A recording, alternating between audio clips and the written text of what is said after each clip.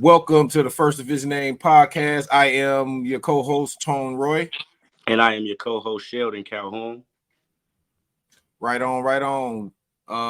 Today we go get into Game of Thrones episode 2 of season 1. Yes, sir. Last week we touched on episode 1, obviously. Episode 1, the season premiere of season 1, the pilot, if you will. Winter is Coming was titled. This second episode of season 1 is called The King's Road. Gotcha. And we left off at the end of the first episode.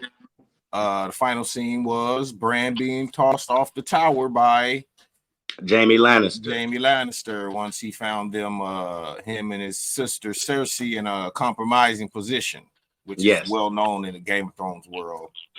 Very much well known. George R.R. Martin said, "Sex is a part of life. Why shouldn't it be in the show?" Yeah, that's part of it. Yes, sir. All that's part of life. Our everyday life, actually, too. Absolutely. That's how we got here. You know it. So again, we ended with Bran being pushed out of the tower. At the end of episode 1, we open with episode 2 again entitled Kingsroad. And then we start with Daenerys, Jorah, and Viserys with the Dothraki army, and we learn why Jorah Mormont was exiled, why he was on the run. Right? Could you explain to the people who Jorah Mormont is and why he plays a significant role in this series? Yeah, well, I mean, Jorah Mormont is sworn to protect the Targaryen. She was born. He comes from House Mormont. I believe that's Bear Island. It is. Yeah, Bear Island. He was exiled for selling slaves, basically, right? He found some poachers on his land and he sold them to a slaver. Yep, that's correct, brother. And then he went into exile. He went into exile. And from there, as he's with Daenerys, he's sworn to protect her. You know, and I really want to get into what actually happens. You know what I'm saying? Because his importance leads to, kind of spoilers and exposing a little bit more down the road. For sure. Jorah Mormont he's a knight because he is Ser Jorah. Ser Jorah Mormont, yeah. He is a knight, and he's sworn to protect Daenerys. He's been with her since she was born. And when the show starts, she's approximately 17 years old. So he's been around since Robert's Rebellion, 17 years now. Yep. So, okay, I just want to give these people, so the show opens up with Daenerys and Viserys on the way to what I think they're going to Vice Dothrak, if I'm not mistaken. That's where. You're right. They're going to Vice Dothrak. Vice Dothrak is a city in Dothraki. Is a city in on this. It's pretty much what a Dothrakians is. You know what I'm saying? All of them, and it's I really want to get. What I wanted to do was get into the description of the show, and as I break down the description, we'll break down every part of the description. You know what I'm saying? Okay, yeah. I thought we was gonna go scene by scene because if we go off the description, it's gonna kind of jump ahead. That's true. I mean, you can give the description and then we can, it's and I was still thinking we could still do a scene by scene after the description. Okay, go ahead. Okay, so pretty much, in the King's Road, the Lannisters, they plot to ensure Bran's silence. You know what I mean? So the whole point of him being tossed out of the window was to make sure he didn't say anything about what he saw. So in this second scene, they plot to ensure his silence. Jon and Tyrion head to the wall, and also Ned faces a family crisis while on the King's Road. So the first part that we see, like you said in the beginning, Daenerys and Viserys and Jorah Mormont Ser Jorah Mormont on the way to Vice Dothrak. If I'm not mistaken, right after that we see Lady Stark sitting beside Bran and Rob looking out the window. I mean, before that, we find Tyrion in the barn. That's when he had the scene with Joffrey when he woke up in the barn with the dogs. You're right. Okay. And then And Joffrey used the line, "Better bitches than you used to, Uncle." yeah, that was a key line. That was funny as hell.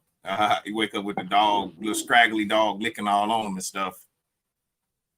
But from that, the reason why I find that scene important is because, for one, Tyrion was still trying to teach and guide Joffrey into how to be a prince, how to be a lord, how to be an eventual king. When he recommended that he give his condolences, pay his respects to Lady Catelyn, and Joffrey had some shit to say back and forth, and that's when we see Tyrion strike him. Yeah, he strike him that first time. 3 slaps. Yeah, he strike him, and Joffrey didn't get it. He didn't understand what the slap was about. Right. You can't hit a prince. Y'all have your head and all of that stuff. And he's like, say something else. I'm gonna slap you again. He slapped him again. He told him, you will go, and then he said, show your respects. He gonna go tell his mother.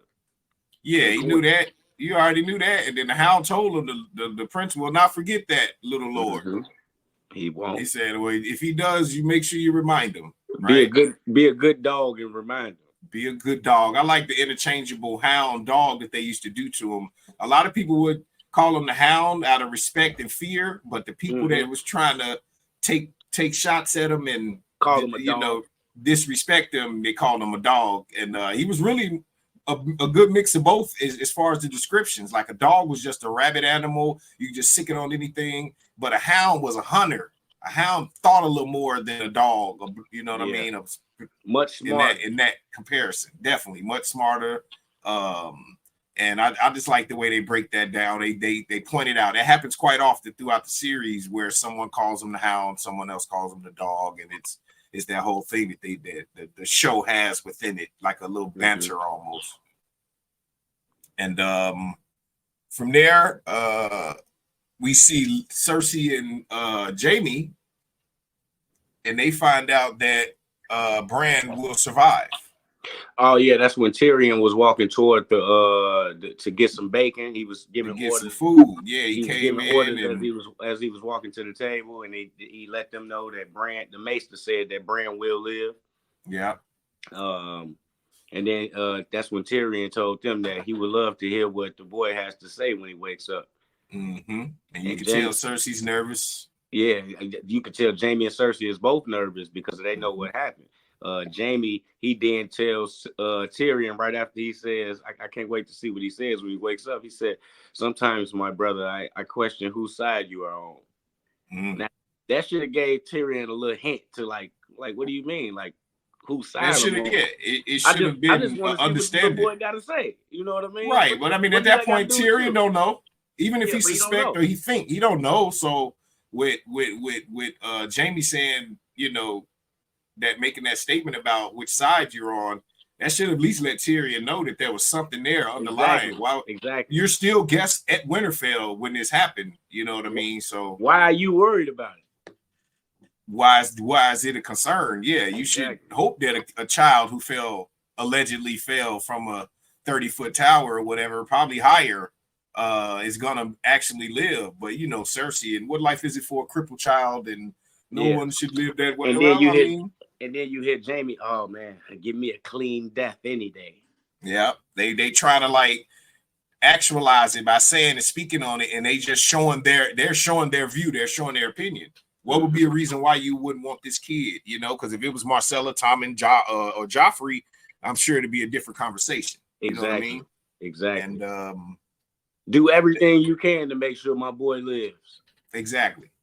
Yep, you already know. So next we have, I believe Cersei visits Bran, right? Yeah, she visited Lady Catelyn while Bran was in a coma. She, that's when we learned about that. That's when we learned that Queen Cersei and King Robert had a child, a boy. Right. Yeah. Stillborn. Yeah. So that was. So she had. That was Cersei's way of trying to play on heartstrings. Yeah, she was trying to sympathize with Lady Catelyn. You know what I'm saying? But we clearly know as the audience that you know a witch, if you will. Yeah, you're not innocent at all, you know. Yeah, but I feel like that was the only time that we got to see a time where Lady Catelyn and Cersei was almost like empathetic to each other. You know what I mean? In a Like, way, in those moments, that was so one time. Cersei was like, you know, trying to be able to make sure, like, you know, kind of lets Lady Catelyn know that she was able to understand her grief, you know, in a Got way. you. In a Right, way. right. Yep, yep. All right, next we got John meets Jamie Lannister. Jon Snow meets Jamie Oh yeah, Lannister. this was a good scene right here too. It This was was a a good nice scene. scene. I liked it. It was a good scene. Jamie walked up to him. He asked him, "Is he getting the sword made for the wall?" Mm-hmm. And John like, "I already got one." You know what I mean? Yeah, yeah. He like, "Have you swung it yet?" John like, "Of course I have," but he said, "Have you swung it at someone?" Somebody trying to kill you. Yeah, Exactly. big difference. He couldn't really answer that one, you know. But yeah. So Jamie, I think that real quick, that scene was a preface or like a preview to what we got with Jamie Lannister and Ned Stark later on. If you think about the way the scenes were structured, okay, because Jamie Lannister was trying to be an asshole in a way. he was, in my opinion. He's trying to be an asshole. He's trying to be the high and mighty, you know, Kingslayer, blah blah blah. Reputation precedes him and all that. But Jon Snow didn't know Jamie Lannister. He wasn't at the same level. But when Jamie encountered Ned later, it's a different. It's kind of a callback to this scene, or it's a tie-in, in my opinion. Him and Ned scenes together are so thrilling and so like impactful. You know what I mean? It tells a lot about the history that they have with each other.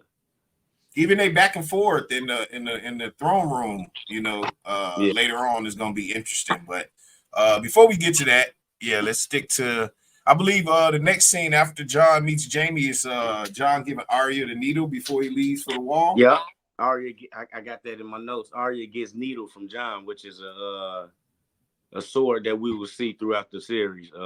Very key prop / item. It's almost a character in itself. Needle is almost a character, like Long Claw, like Wolf's Bane, or whatever the Ice. Yeah, so Oathkeeper.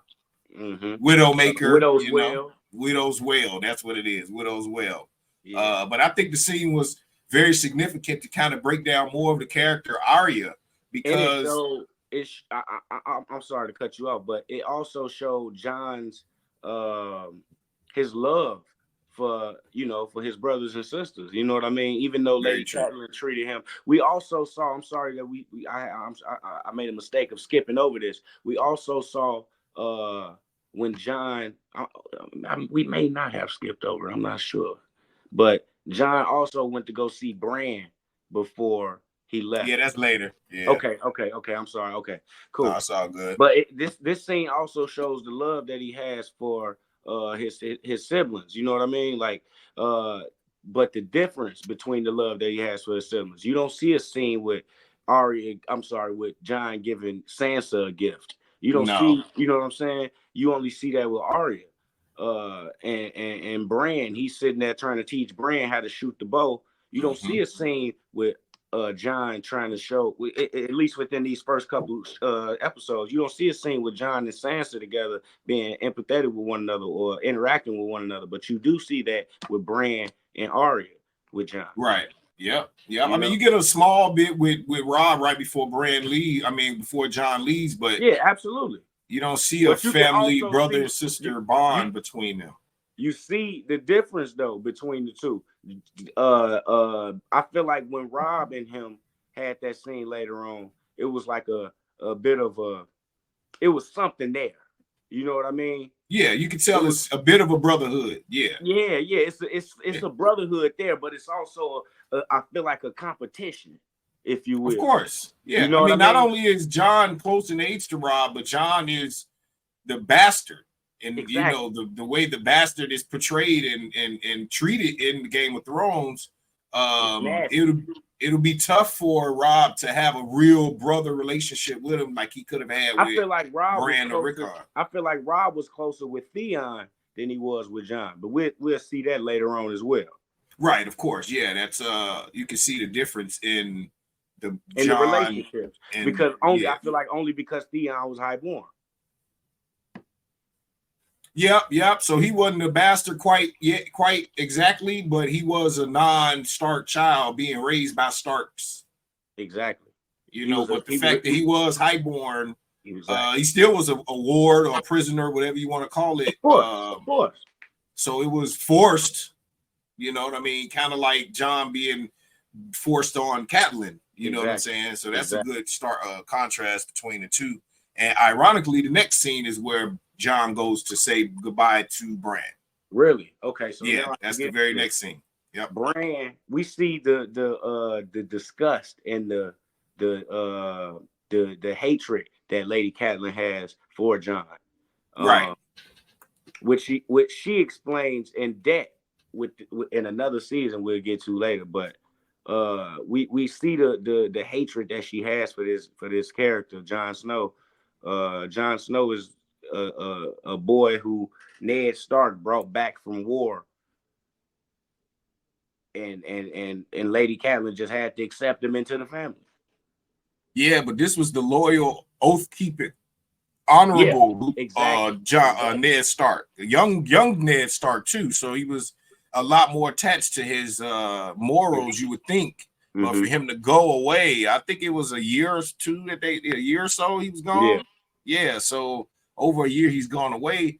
She wouldn't have thought that he would have cheated, let alone come back with a child, you know. But he did. He had a baby with a woman and brought him back, and he forced his wife to raise this bastard child with their, along with their other three full-born kids. So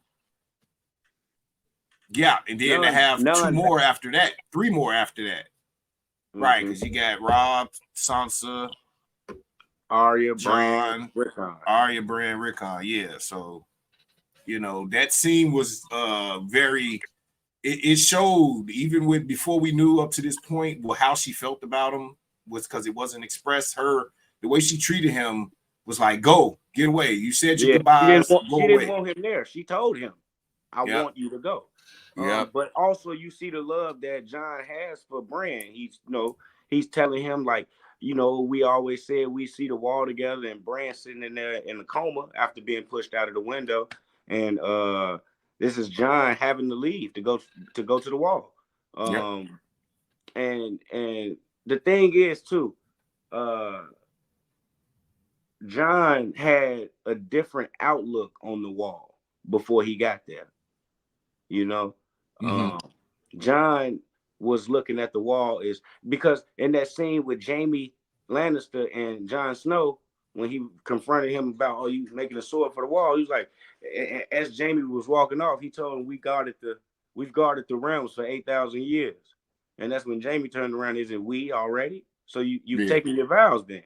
Right, yeah, that's more that asshole that Jaime was displaying. So John was like, "I will soon enough." So John had a different outlook on what the wall was before he got there. John thought the wall was all about noblemen and it's all about defending the country, and we looked at as these great warriors, Yeah, then he also had the what do you call it? The inspiration from his uncle Benjen Stark, who's a nobleman and who joined the Night's Watch, and he became a ranger. A ranger is the number one fighter, the best fighters at the wall. So that's right. They're the ones that go beyond the wall and go on the hunts and capture wildlings and fight the White Walkers. And that's what John aspired to be. Right. So when he got there, it was a different story. Very true. Very true. After the scene where John says goodbye to Bran and have his conversation with Catelyn, he heads to the wall. That's when Ned and Catelyn start talks. Right, Cat speak to Ned on her. She didn't want him to go to King's Landing. She didn't trust it with everything that went on with Jon Arryn. I don't know if she hadn't spoke to her sister yet. Wait a minute. No, she hasn't. She got a letter from her sister. No? Nope, not yet. Let me double check. No, she had to, because this when Ned about to leave. Oh yeah, that's right. Because they were in there. What's Maester Lewin? Maester Lewin. It's on here. We went over it the last episode, but I can't find it. Yeah, I know we had to, because that's when, because she got a letter from her sister saying that the Lannisters killed her husband. Right, yeah, here we go. Lysa Aaron. Yeah. Yeah, yep. And then then they had a decision to make.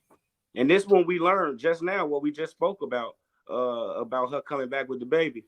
About Ned coming back with the baby. As soon as John left out the room, she told Ned, you left with Robert Baratheon, and you came back a whole year later with some woman's baby in your arms. Mm-hmm. And then that's when she expressed to him that she don't want him to leave this time, because of, what happened the last time. Yep, exactly. Yep. Plus, she didn't trust it, and she had her reasons though. You know what I mean? And they also just learned that the Lannisters may be enemies of the crown, secretly. True. Without knowing, especially when the hand of the king die, and it's considered, odd, suspicious circumstances. It could turn into something, particularly throughout the realm when people don't know, and then they start to gossip and all of the ravens and the whisperers and stuff. So that's gonna be up in there. We go touch back on that. That's definitely coming back around. We know that. This is a next scene where John and Rob say goodbye. You see the brotherly kind of engagement with them, telling them to be safe, and you didn't see this thing. Next time I see you, you'll be all in black. Yep. And it's always the way they say it. Those accents make everything seem like it's a rhyme or something. Like, it was always my color. Yeah. So right. And this is also the next scene where John and the night before, Ned went to King's Landing, John went to the Wall. John asks about his mother. He's like, does my mother know I'm going to the Wall? Does she care? Does she even care? Like, and what's the famous line that we was talking about that Ned told him? Next time I see you, we'll talk about next time I see you, we'll talk about your mother. That's an important line, man. It's so important. We heard it, and it meant something. He said, I promise, next time we see you, talk about your mother, So I think that's important for anyone that's watching that's never seen it, who will eventually see it. And then for those who've watched it before, can refer to that point as a significant, important moment, even as early as episode 2. Extremely important. Because it was a reason that he didn't want to talk about his mother to him right then and there. You know what I mean? Mm-hmm. It would have been a whole thing. So right after we hear John and Ned talk, and he tell him that he's gonna talk about his mother, I think right after that we see they on the Kingsroad. Right? They was on the Kingsroad traveling, and they was they stopped sitting down eating. They were sitting down eating, and they was having some discussions about the old days. And this is the conversation where they was like, we should just leave and run off and leave everybody behind and just be warriors and screw women and kill people. And how they used to do it back in the day. How they used to do it back in the day on the Trident and shit. But Ned speaking to Robert, and I believe this is where the original talk of the Targaryens come up. Was that later? Daenerys Targaryen, yeah. Yeah. He got a letter from somebody saying, Ned was reading a letter saying that then after he read the letter, he said Daenerys Targaryen is wed to some Dothraki horse lord. What of it? And then that's when Rob said, King Rob, that's when he said that we should send her a wedding gift. Ned suggested that we should send her a wedding gift. Mm-hmm. And that's when King Rob was like, maybe a nice, good sword and a bold man to wield it. Yeah, he was definitely adamant about killing her for real. And that's when Viserys. Ned, he said, come on, man, tell me you're not speaking to this. And then killing the child. Rob got pretty upset. It's unspeakable to you? Mm-hmm. What the Mad King did to your brother and father, that's unspeakable. Definitely, yeah. So he brought that up. He was pretty upset that the two Targaryens were still living. Yeah, he wasn't feeling that. He felt like that threat was imminent. He It's still didn't looming. recognize what It's he still knew it was a looming. looming threat. Yeah, it was an imminent threat. Even with them being across the narrow sea, like Ned said, he did. You know, what was the threat? You know what I mean? The So threat. If Viserys get that's what he said. If a Targaryen with a Dothraki army at the back at his back, you know what I'm saying. But when Ned was telling him like they still got the narrow sea to cross. They have no ships, Robert. they have no ships, Robert, yet. You know, so ain't no way they can get to us. Ain't no need in worrying. You know, bothering yourselves with it. Yeah. But then after that, this entire episode, we haven't gotten a lot of action, right? Yeah. No, not really. Not really. It's Next just week, a lot of dialogue.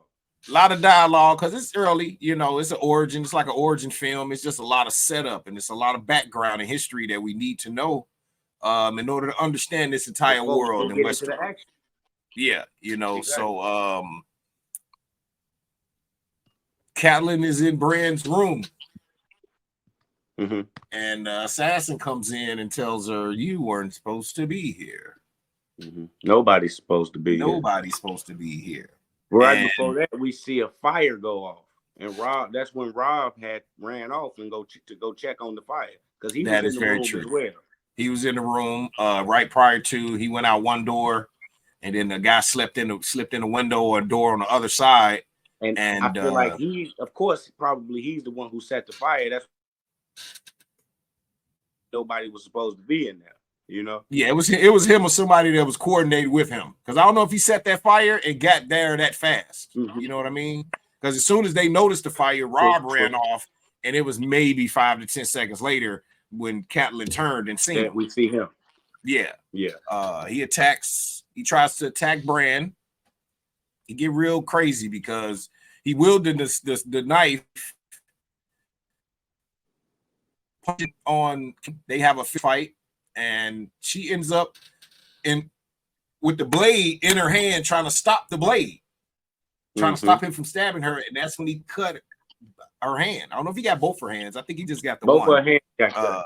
Both her hands. Yeah, because the way she grabbed at the blade, I believe, and she was trying to hold him from cutting her throat or something like that. He was trying to cut the throat of her, and she grabbed the blade, but the blade. Yeah. Both hands grab it. Right. So yeah. So he knocks her to the ground. And that he proceeds to go try to, take out Bran. While Bran was still in a coma, a boy of 10. A boy of 10 in a coma. You assault and cut up his mama. And it looked like it was over for Bran, man. Once he was getting closer, I thought he was done. I knew he was done after his mother was the only one in there to defend him. Yeah, and then Rob had walked off. I'm like, oh yeah, he's finished. He's finished. And even with all the commotion in the room, it wasn't nobody outside the door. There was no guard at the door. The commotion, they was all going to the fire that just happened. Yeah, all the guards in Winterfell, they all went to go see what was going on with the fire. They just knew for sure that, Yeah, he breaking up. He freezing a little. Hold on. No, I said they.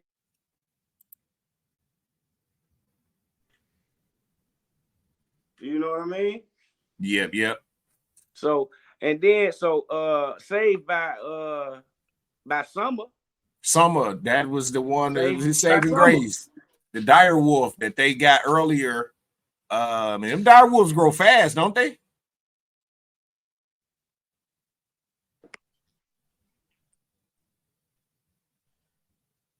Yo.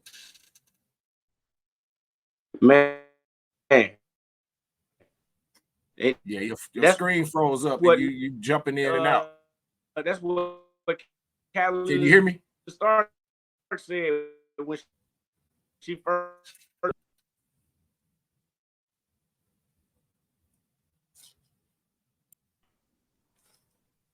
All right, so Bran is saved by Summer. The dire wolf, man. Those dire wolves grow pretty fast, right? Yeah. Yeah, man, they grow quick. I'm trying to see, man.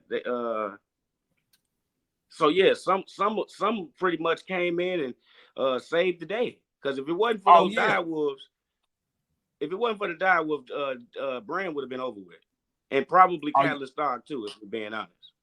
Oh yeah, he'd have went back for her, or at least fled at once he got Brand, but he didn't make it. He didn't make it. That dire wolf ripped him up real good, and then you could tell how the bond is with the Stark kids and their dire wolves, because even in this instance, Summer was bloody, had a man's ear hanging out her mouth or some crazy mess or something, right? Yeah. And then she just cuddled up right with Bran and sat there on guard. Yeah. Like, they said, I'm here. Yeah, like nothing happened, and we know nothing else gonna happen. You did? Yeah, absolutely. Absolutely. So from there,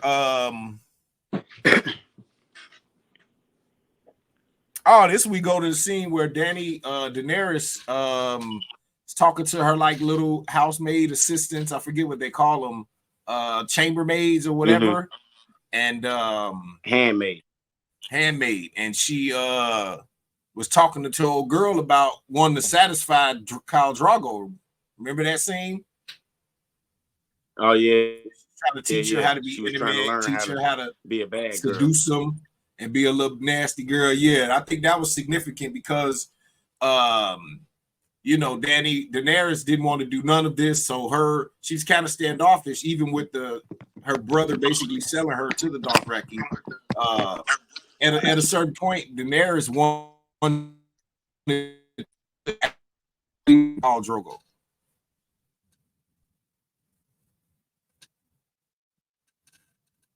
Yo, every time that they got intimate,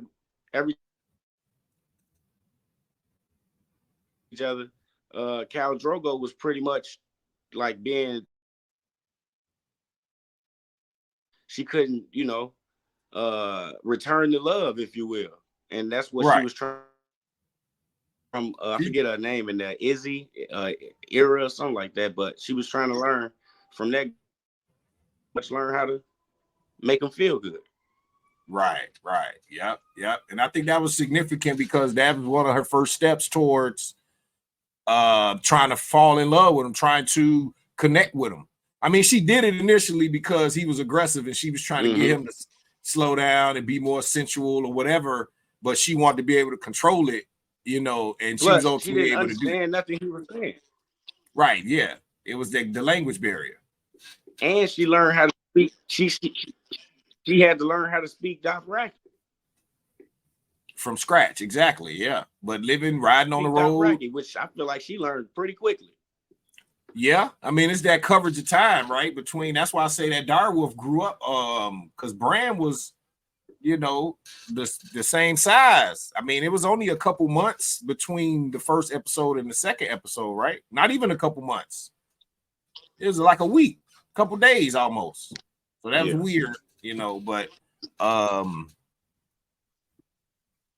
the next scene is Jon, Tyrion, and Benjen finally reaching the wall. So they get to Castle Black. Oh, so all three of them reaching together. Okay. Yeah, they were on the road together. Okay. They were on the road together, and coming from Winterfell down to. So wait, did we go past where him and Jon is sitting there talking? Who and Jon? Benjen and Jon? Tyrion and Jon. Where they talked, that was the first episode, right? Where they first met. No, not. It was another scene in episode 2 where they spoke, and Jon asked Tyrion why he reads so much. I think they already at the wall after that, right? No, they on the way to the wall. They had stopped, I think, for camp, because it's a long way to the wall from Winterfell. It's like a fortnight, I think. Oh, okay. I may have missed that scene. Okay, no, it's cool. But I feel like that's a significant scene because Jon sees Rast and maybe some other Night's Watch recruits in cuffs on the way there. And Jon's not in cuffs. So he's wondering why these people are, in cuffs. Because like we mentioned earlier, Jon has this different outlook on the wall. You know what I mean? He sees the wall as a place where people come and are honored to defend the wall. Like this is a thing. This is a great duty to have. You know what I mean? Uh-huh. So when John sees these people that's cuffed up, he like, that's when Tyrion explains to him, rapists. They chose the wall over castration. Yeah, So you're John right. like, oh wow, it's people like that here. You know what I Mm-hmm. mean? He's confused about it. So that's That I opened just his felt mind like up to I felt like we why had he going to the wall. I felt like I wanted to point that out to show his significance, show its significance, because John has so much of a honorable thought about the wall. So when he Mm-hmm. sees this, he's like, oh wow, there's people like that here. You know what I Mm-hmm. mean? Yeah, yeah. It starts to he starts to really learn what the wall is about and what it entails versus thinking it's such this honorable thing like guys that sign up to go off to war Exactly. in a regular circumstance to be a bannerman or some versus going to the wall and taking the black. Exactly. Yep. He thought taking the black was like an honorable thing to do, you know. Well, I mean, he had other than what he was told, he had no other reason to think other than that. Plus, Exactly. Benjen is one of the most honorable men he knew, so he compared everything with the wall to him, and Exactly. wanted to be a ranger even more specifically. Exactly. Yep. So he asked Tyrion why he reads so much. And I felt like that was significance for Tyrion's character as well. He said, "What? Look at me and tell me what you see." He said, "Is that a trick question?" He said, "You see a dwarf." Yep. You know what I mean? Like Tyrion's brains is what got him through, the series. You know what I mean? He's like one of the smartest characters on there. That's undeniable. Oh yeah, definitely the one of the best thinkers, plotters, planners there is. To look beyond the surface of things and kind of see the underlying effects of this decision affecting three other decisions. Mm-hmm. Which made him a good character to enjoy and look for, because regardless of where he was from here to there and his entire journey through the series, Mm-hmm. he was always smart with it. He was always smart. He was always intelligent, and he knew he had to be that way since he was born. Of course, that's why he asked him what do you see. I see a dwarf. You see a fucking dwarf, dude. That everyone sees a dwarf or imp or a disabled little crippled little creature, a monster is what his father called him. Mm-hmm. So, after that, we see Kat investigates Bran's fall. She goes to that tower, checking around, looking around. And she found a little string of hair. She find the golden hair in the tower on the floor, and instantly knew. There was, in my mind, there's no hesitation in what was in her mind. She didn't verbalize it, but the very next scene, we see her talking to Sir Roderick, Maester Lewin, Theon Greyjoy, and her son, her firstborn son, Robb Stark. And she's telling them that she has reason to believe that the Lannisters have something to do with Bran's fall. And they're trying to understand, where did she get this from? Why? What would they want? Then that's when they brought out that Valyrian knife, the Valyrian steel knife. Made with dragon bone on the handle. Dragon bone. Yeah. Roderick, I think he was like the sergeant at arms or whatever they call That's that. exactly what he was. Yeah, right. Sir Roderick broke down the description of where it could have come from. He said, what I'm saying? Did you see the blade? It's too fine for such a man. The man that tried to kill Bran was a commoner, lowborn cutthroat. And he was armed with a blade that many don't possess, a Valyrian steel blade. Valyrian steel is the rarest type of steel in the Game of Thrones universe. Not many people have it, and if you do have it, that usually means that you got a lot of money. Right, a lot of money. You come from noblehood or noble house, or at least some kind of highborn nobility kind of deal. Exactly. You're not getting that. You're just not coming across that. This guy was from Flea Bottom. People in Flea Bottom don't have money, so it's impossible for him to have a Valyrian steel sword. So with that being said, they figured that somebody had armed him with that. Somebody of highborn, which could be the Lannisters, could have armed him with that blade. So that's why she made those accusations. Or I'm sorry, Sir Roger, made that point. Got you. Yeah, next we show we go back to Daenerys and Khal Drogo, and the preparation she did before came into play, and she was able to slow him down when they go to do, have sex, make love, and you could tell it was a bond there. The reason why I bring it up, of course, because it happened, but specifically the bond started to build there, right? In my opinion, he started to look at her as a person versus a possession.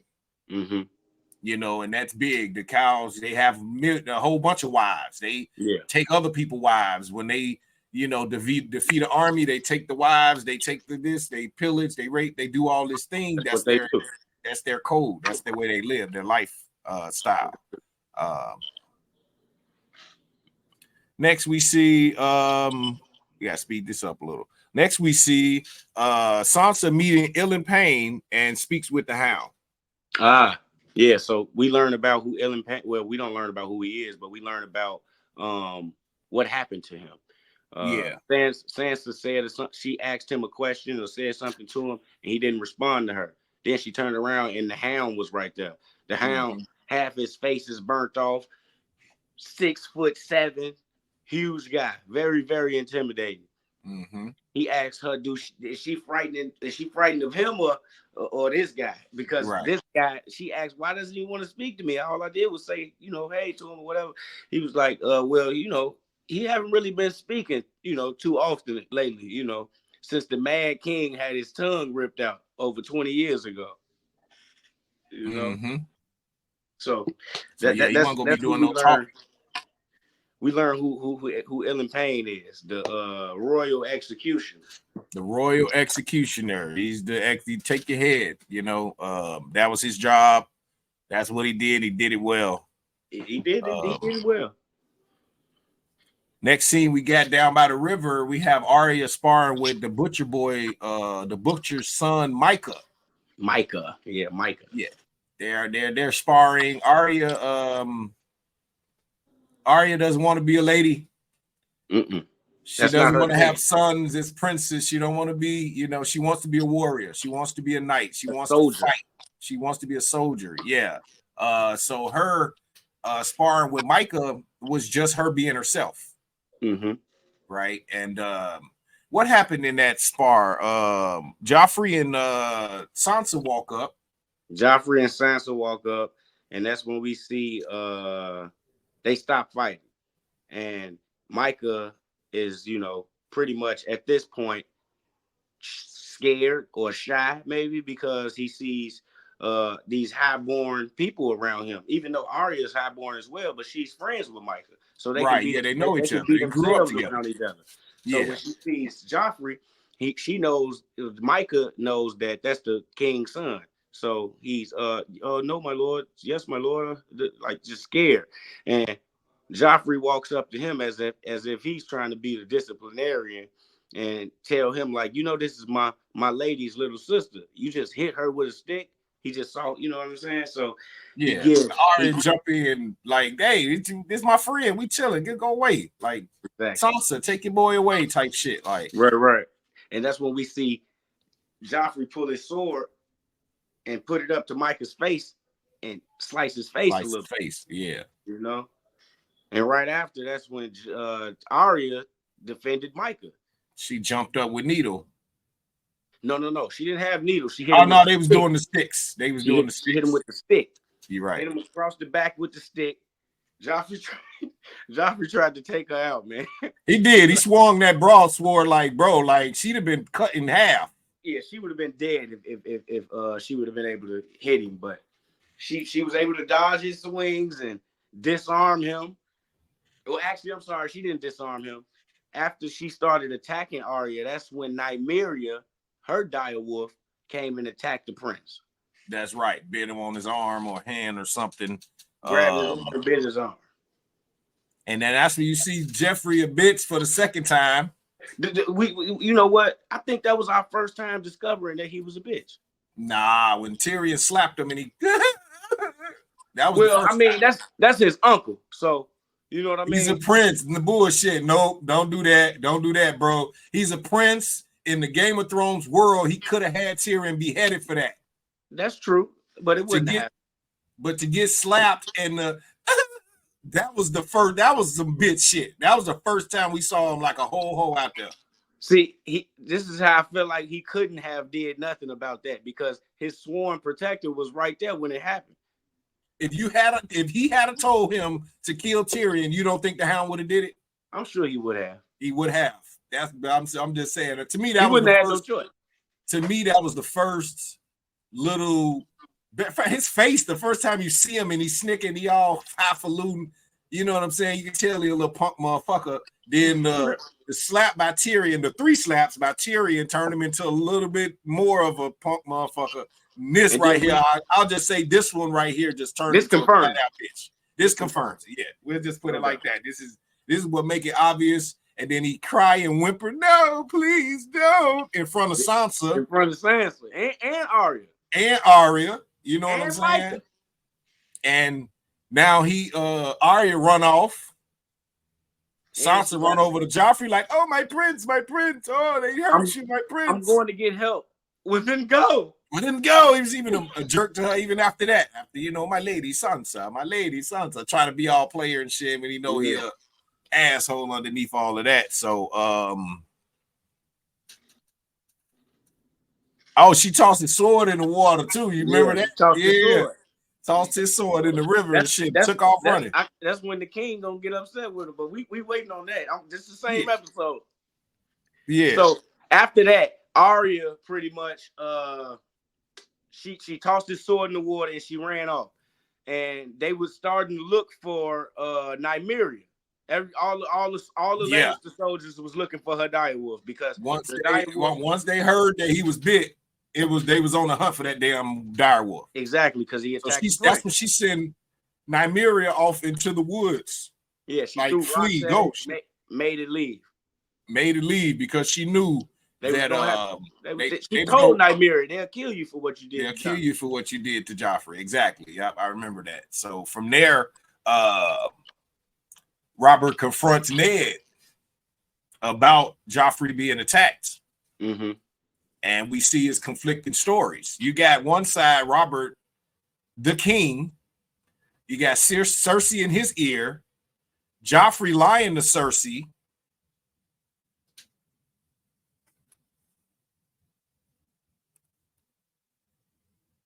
Yo.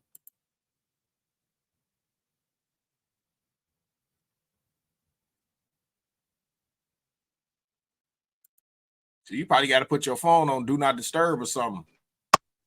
Can you hear me? Yo. Yeah, you ain't come back. Hold on, let me refresh it.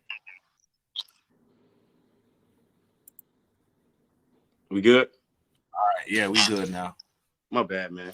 Well, what was we? You said that's when Robert was confronting Ned, or pretty much they confronted each other in that instance. If you ask me, because Ned was pretty upset when he came in. Well, yeah, of course, right? Because without knowing what actually happened, he asking one daughter, she all fucking enamored with Joffrey, so she lying. You know what I'm saying? But that was before she even came out. Ned thought she was in bed resting. You know what I mean? Because Cersei called her out. It was like, yeah. That's when you knew early that Cersei had a hook in Sansa early already. Exactly. She actually earlier when she met her and she was all my queen and she was like, make me a dress, and you could see she was just like enamored with the queen. Infatuated, definitely. So Robert and Ned going back and forth. Cersei pushing Robert in his ear, chirping. Joffrey lying.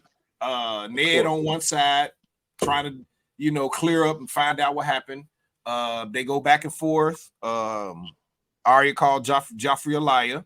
Mm-hmm. That's when Cersei called over Sansa, and Sansa takes up for Joffrey. Actually, she didn't take up for him. She just said she didn't know what happened, which was a lie. Right. Okay. Well, yeah, that's what made Sansa or Arya call her a liar. Also, in essence, taking up for him. And which is also, in essence, led to Micah being killed. Exactly. So Micah ended up being killed by the Hound. Joffrey told his mother that Arya and the butcher's boy attacked him with sticks and sicked the dog on him. And before, it had to made the dog attack him. Exactly. So that, that pissed off Robert. So what was the initial punishment? The initial punishment was, Ned, you see to it that your daughter is disciplined. I'll do the same for I'll my do the son. same for mine. Right. And then that's when Cersei was like, she insisted on the dog being found.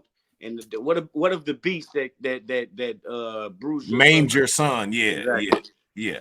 And since they couldn't find Nymeria, the choice was they have another direwolf. They have another one. So and that's when Sansa was like, he doesn't mean lady, does he?